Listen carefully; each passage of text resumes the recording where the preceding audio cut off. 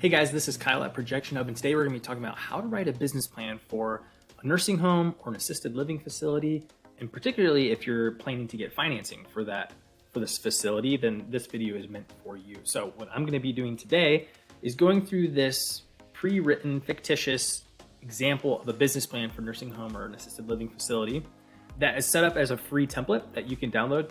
You can get at the link in the description below. No strings attached. There will be a couple offers I make throughout this video that can be able to be helpful to you, but certainly not required or necessary for this video to be applicable to you. What I'm going to be doing is, as I'm going through the structure, I'm gonna make 5 key points that I think are really the difference between a good business plan and a great business plan, and one that your lender will be excited about. So the experience I'm coming from with this is actually before my time with ProjectionHub. I was an SBA lender for about 7 years, and I was helping business owners and startups create their loan application package. That meant reviewing their business plans, reviewing their projections, going through underwriting and that experience with them. During my time there, I saw several assisted living, nursing home type businesses that we reviewed as a lender. And also ProjectionHub has helped more than 50,000 small businesses, entrepreneurs create their projections for business plans, loan applications, pitch decks, acquisitions, you name it. A lot of experience. And yeah, so what I'm going to do is go through this, highlight those 5 key points for you, and try to be as helpful as possible. So without further ado, let's go ahead and jump in. So why you need a business plan? Probably sounds pretty obvious. It is demonstrating your plan for success, but it's even a little bit more specific than that. The purpose of your business plan is not to educate the reader on the industry or what a nursing home does or an assisted living facility does, but rather it's to chart your specific roadmap to how you're going to be successful, how you're going to achieve what you say your goal is. And the more specific you are and following some of these key points that I'll mention in this video, that will further distinguish. It's a distinct plan that you have to be successful. And we want to increase the confidence that the lender has in your plan, and that it seems attainable, it seems uneven likely, then they're going to want to approve that financing for you. So we will start out just taking a quick glance at the table of contents here so you can see the general structure of the business plan. But the main thing I want to point out is you'll notice it's only 18 pages long. Now, this is, like I said, a generic pre-filled out template that you will want to include more detail when you write your version using this template in some of the sections. But it's not going to get much longer. And I think it's actually probably not great to have a super long business plan versus one that's 15 or 20 pages. Because if you're writing a 50-page business plan, and speaking from experience as a former lender, when I received business plans that were that long, we're going to skim through that to try and find some important details and go to the financial projections and that kind of thing. And so if you have a 50-page business plan, those important details are going to get missed because they're spread out across many pages. Whereas if you take all the most important details and jam-pack them into 15 to 20 pages, that makes every single page more important and less likely to miss things when your lender's going through that. First off here, you'll see the executive summary. I want you to think about this as like a cover letter for a resume for a job application. So here you can just provide some highlights from key sections throughout the business plan. A few things I'll touch on in more detail will be your objectives here. I would probably, again, this is filled out with a generic fictitious example, but I would try to include some specific details. So like your short-term goal might be like when you want to reach profitability or aim to have X number of residents by the end of the first year, or something that's tied to a measurable metric. And then long-term, so this says expand to other regions in Indiana.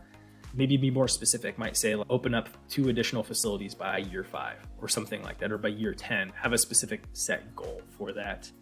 Only one thing that might be missing this executive summary that you could consider, that I've seen business plans do this, and that's to include just a financial like kind of summary section that might include your startup costs, how much financing or funding you're seeking, when you plan to break even, that kind of thing. You could include that. So moving on, company description. This is really just an extension of the executive summary.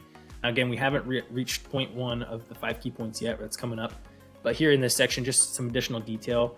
Key point number 3, which I'll wait to talk about till later, could potentially go in this section if you'd like it to, but we'll wait to get into that for a little bit longer. So again, just additional context here. Company history, I think about that as like the founder story a little bit, just to give some more context there. Okay, the market analysis. which key point number 1 is in this section. But before I touch on that, just an overview of what's here. So you've got an industry overview. Try to avoid the like Shark Tank style, like the industry of elderly care is $3.7 trillion. That doesn't matter. That's totally out of the scope of what you're trying to portray. And so if you can identify, regionally, maybe say like maybe the town that you're trying to, or the city that you're planning to open up in, you could say in a 20-mile radius, there are 150,000 plus seniors that will be needing care facilities in the next 5 to 10 years. If you have that kind of data, that's really powerful to include in that. And next up, I would say competitor analysis. Nursing home facilities and assisted living facilities, not that they're not competitive, but I think there's a great demand for them. And so you could be less worried about proving how you're gonna be better than somebody else. But I still think doing competitor research is smart. I would probably include any direct competitor that's within, 10 to 20 mile radius. You could do, maybe you just know them. Maybe you need to do like a Google map search just to chart some of them out. And then I would include maybe 3 to 5 of those if they're direct competitors, and then highlight what they do well, what they specialize in, maybe what they don't do well. If they have really poor Google reviews, maybe list that. If they're really expensive, maybe list that. So just some key defining things would be good there. But key point number 1, and that is, so all of this I showed here, that's necessary, minimum expectation to include those things. But what can take this section from good to great would be if you can provide any specific examples of local research. So one example of that is when I mentioned, if you can find out how many people are in a specific age demographic that might be aging out or need that type of care, and then compare that with how many people can a typical facility typically service, and then try to figure out what that shortfall is going to be. That's a great example of doing that math to demonstrate that there's room in the market. We've got some other examples here that you can see. Analysis of existing care occupancy rates. That's what I just had described there. Demographic analysis of elderly population. Again, that's what I already mentioned. But even another example to demonstrate for you here is example 4, analysis of keyword search volume trends. Okay, so I'm going to go to this tool called Google Keywords Keyword Planner. So if you go to Google AdWords, you can create an account for free. And then they have this tool here called Keyword Planner. And essentially what this does is it allows you to simulate how often are people searching for specific things within a specific location. So I have my location set to Indianapolis, a couple of million people in a broader area. And I wanted to know how often are people searching nursing home near me and assisted living near me. And then, so it's gonna do a few great things. 1, it's gonna give me additional keyword ideas. 2, it's gonna show me how often they're being searched. And then 3, which most important to me, is trend data. And then competition, and I'll touch on that for a second. So we can see here, what I really want to focus on is year-over-year change. We can see nursing facility near me, nursing home near me, up 23%, senior communities up 120%, independent living near me up 133%. Now there's some negative ones and I'm skipping here, but I just don't think those keywords are as relevant. What this is going to do is demonstrate that there is a growing demand year over year. There's more people searching for that than the year prior. So that is an indicator that maybe there's a need. What this doesn't do is demonstrate the supply. So this is just the demand side. Now, this doesn't give you any indication if there's already enough nursing homes or independent living facilities, which there probably isn't, just given what we know about the general need of those services. But this is an example of a quick thing you can do. Take screenshots, include some narrative around that, and put that in your business plan. That's just a cherry on the top. Versus going from just this to having some data, that's really powerful, and your lender will love to see that. So we've established that there's a market. Okay, there's room in the market for one more nursing home or one more assisted living facility business.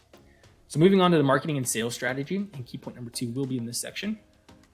So initially, we're just going to outline what are our service offerings. You can include those in detail. How's our pricing going to work? How are we going to get paid? Are we going to accept insurance? How that's going to play out. Sales strategy, like how are we going to actually find residents? Distribution channel. So this stuff might talk about if you're going to have a website. I don't know if you're going to do social media or email list or that kind of thing. So similar to the last section, this is all necessary, all required, minimum requirement.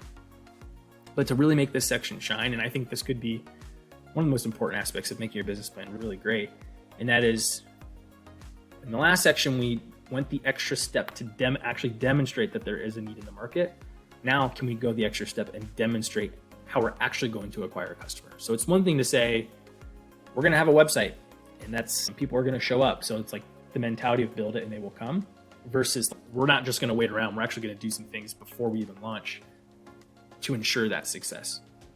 So the two best examples, another way of calling this is traction. That's a tech word, but demonstrating momentum before you launch. It's a little bit trickier in an industry like this because it's dependent on like brick and mortar space. It's hard for you to do pre-launch things before you actually have a facility to take care of people.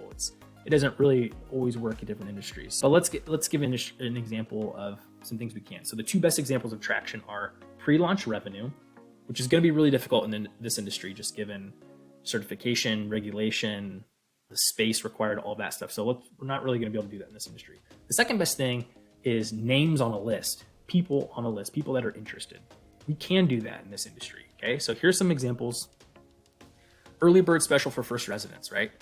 In order to do that, you're gonna have to start collecting names from people, right? So if we can go to the lender and say, hey, we've already got enough people on a list that would occupy 60% of our capacity, like that's great, versus saying like, we're gonna wait to do that until we open.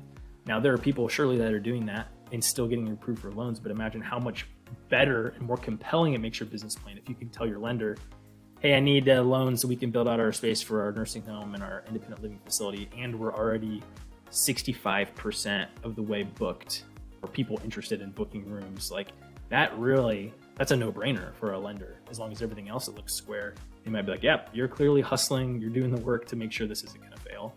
So that's an example of demonstrating traction. Is can you put more than just explain what website you're going to have or how you're going to attract people to the website, or an advertisement you might run, or the pricing strategy, but instead saying, or in addition to, you're going to be saying, we already have X number of names on a list that are interested in a room. That really is going to go a long way. Okay, so that's key point number 2.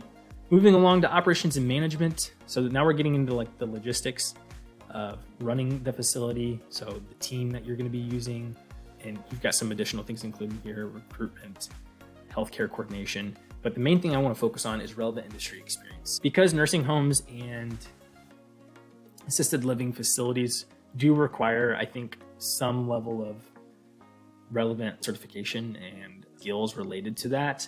You need to demonstrate that you or your team are prepared to offer a good experience to be successful. So your lender wants to see that you're getting yourself into and you know what you're doing. So you really want to outline founder experience, relevant experience. And when I was a lender, something that we would see often would be someone that came from a different career path, deciding to start a business doing something that seemingly didn't have much overlap. And that could create some concern as a lender. They want to make sure, how are you credible to be able to do this new thing? If you've spent 10 years in marketing, why would you open a nursing home? And so what I would do, if that's the example, if you're the owner, list your transferable skills. So if you have skills, let's say use the marketing example, maybe you have skills selling, advertising, graphic design, maybe setting up the website, some things that will be good to attract residents. That's great, very strong skill. But what about managing a team of nurses or healthcare professionals, or a lot of other things that go into that? Maybe those are a skill set you don't have. So maybe you include, my partner, Emily, does have a background in senior care management and has worked as a manager at a facility before. That's great. Okay, so we've filled that gap in my experience. And if between ownership you can't do that, then go down to a key employee. Maybe you've already coordinated your first hire will be a manager that has experience that will do that, and who they are and what their experience is. So you just want to make sure you leave no doubt to the lender that they don't know what you're doing. When I was a lender, that was always a big thing. It's like, do they know what they're doing? You don't want to give your money to someone that you're not sure that they're actually going to be able to succeed because of the simple fact that they didn't know what they were getting themselves into. And so just, leave no doubt that your team is capable and ready to go. All right, now the big one here, the financial projections, okay? So the financial projections are the most important part of your business plan. I'm not saying that just because we're biased. That's what we specialize here at ProjectionHub. But even when I was a lender, maybe we'd read the business plan once, maybe twice. We would refer to the projections a lot through the process over and over again. And so here we're gonna have our startup costs outlined, just a breakdown again of how we're gonna be using our initial funds. And then let me zoom in for you a little bit. And then we have just like a little financial overview. So we got a breakdown of our 5 years of projected revenue, cost of goods sold, gross profit, net income, profitability there. And then some specific things like total of units, revenue per unit, labor as it relates as a percentage of revenue, average employees, average hourly employees. And then we've got some key ratios here, our operating expenses or overhead here for recurring monthly expenses. Then we've got 5-year pro forma statements for profit and loss or income statement, cash flow, balance sheet, and then we've got like a little break even kind of sales growth, profit growth over time. So full transparency, because usually this is the part in the business plan where founders are like, oh gosh, I don't know if I can do this. They get really overwhelmed, or even when I was a lender, people would submit really terrible projections and that would really hurt their chances. And so full transparency, those were made using this template. Now, if you're going to create projections, you pretty much have 3 options. You're going to do them yourself from scratch, which is really difficult to do. Yeah, that's not a knock on you. I can't make projections from scratch either. Second option is pay an accountant to do them for you, which is probably going to be expensive. So minimum $1,000, probably more than that, to build this from scratch, and it's going to take a little bit of time. Third option is use a template, fill it out. So that's what we have here. This was built by a CPA on our staff that has worked with many nursing homes and assisted living facilities to create this user-friendly template. And it's very easy to use. You only are changing data on these 4 blue tabs, and you're only editing things in the blue boxes. So we're outlining the assets to purchase, the loans that we plan to have. If we have any investors planned, put those in here. What I really like about our templates is a lot of projection templates just ask you what's your estimated monthly revenue, which you're like, I don't know, you're just kind of guessing. This template will use nursing home, assisted living specific assumptions to help you calculate your estimated revenue, which is very helpful in the planning process. So you're able to play around with numbers and tweak them and find the right combination for your plan. The mix of room types, how many you'll have, when you'll bring them online, how much will each of those rooms generate per month? What does it cost to run those rooms? Annual increases in rate rates, labor costs, food costs, occupancy percentages, labor types. Like you're only going to edit these blue boxes, which are assumptions that you should know for your industry, and then it's going to produce the calculations for you. And then again, you'll put in your kind of operating expenses, which you can customize this list, customize the categories, and any salaried employees you have, you can include them in here. And then it's going to make all of the projections that you need and your lender need for you. So that is just a really quick plug. I've linked that down in the description below if you would like to purchase it. If you wait to the end of the video, I'll give you a promo code to get it for even less. But yeah, so that being said, financial projections are not key point number 4 because they are a minimum requirement. You have to have financial projections. Key point number 4 is that they need to be realistic and within kind of industry expectations. And so perhaps you're wondering, well, I don't know. You've done the projections, but I don't know if they're realistic or accurate. I could do my best guess. And the answer, or the solution here is pretty simple. We're just going to do some benchmarking by doing some general searching around the internet. If you're familiar with tools like ChatGPT or Bard or any AI chat tool, you can ask it. So I asked it some key financial data for typical nursing home averages. And it's going to give me some good data here. Gross profit, 20 to 40%, net profit, 5 to 15%, occupancy rate, healthy would be above 85%. That's great. You can also just go to Google, typical profit margin for a nursing home. So most have profit margins. This would be net of 3% or less. So you can just do general searches for any data point. But then, so let's use these ones that they have. We're going to go back and compare that to our projections. Okay, so net profit, 5 to 15%, 2040 there, and occupancy 85. Right, let's just go check some things out here. Net profit, we got 7%, 15%, 17%, 19%. So great. We're right in range there. That doesn't feel overkill at all. At 5 to 15%. Feels pretty realistic. We start to get a little bit up over here, but that's okay. We're conservative up at the front, which I think is more important. Gross profit, I think said 20 to 40%. Similar thing. We're pretty close, pretty within range there. Occupancy, now that's not on at a glance, but if I go back and look at our revenue tab, we're seeing for these first 12 months, we're going to start at 50% and work our way up to 80%. Okay. So we're not assuming we're going to get to 100%, which is great. Again, if we're getting names on lists, 50% feels pretty doable. Okay. So that's an example of just finding or creating realistic financial projections. You're going to do your best ability with the knowledge you have to fill them out. and then just benchmark that against data that you can find. You can also send your projections to us. We'll review them for free. We're happy to do that. That would be helpful to you. So that's key point number 4. Then we have just one more key point, particularly if you're going to get financing. This is important. And that is to demonstrate skin in the game, or be prepared for skin in the game conversation with your lender. Now, if you don't know what skin in the game is, that's basically what are you going to provide to share in the risk with the lenders. They're going to give you a $100,000 loan. They're not just going to give that to you for free. Be like, well, look, if you don't pay us back, no problem at all. So they're going to require something from you. And the reason I bring this up is because when I was a lender, oftentimes I would work with a business owner that would say they had received the advice to keep their personal and their business stuff separate. And they didn't want their name to be on the loan. They just wanted it to be the business name. Great advice when it comes to bank accounts and bookkeeping. Unrealistic advice when it comes to guaranteeing the loan. You will be required to personally guarantee the loan, especially if it's an SBA loan. Your name will be on a dotted line, right? It's tied to the business in that way. Another thing is you will be required to have some sort of cash investment. The bank's not going to give you a loan for 100% of the startup costs. It'll probably be 80%, right? So then you got to come up with the other 20% or 10% cash. Another thing will be collateral.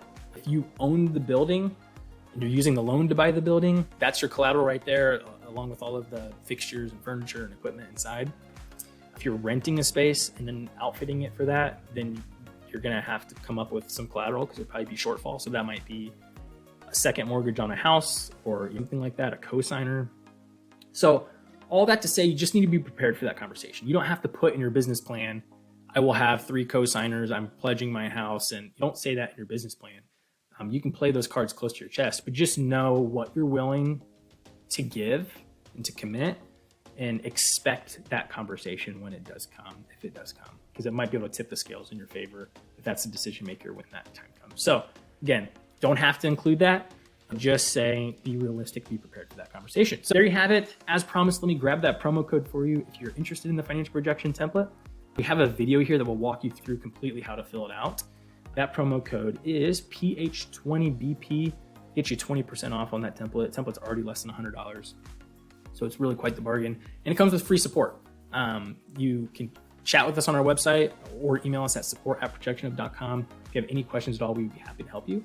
Please give us a thumbs up if you appreciated this video. Subscribe to the channel if you'd like to see more. And we will catch you in the next one. Thanks.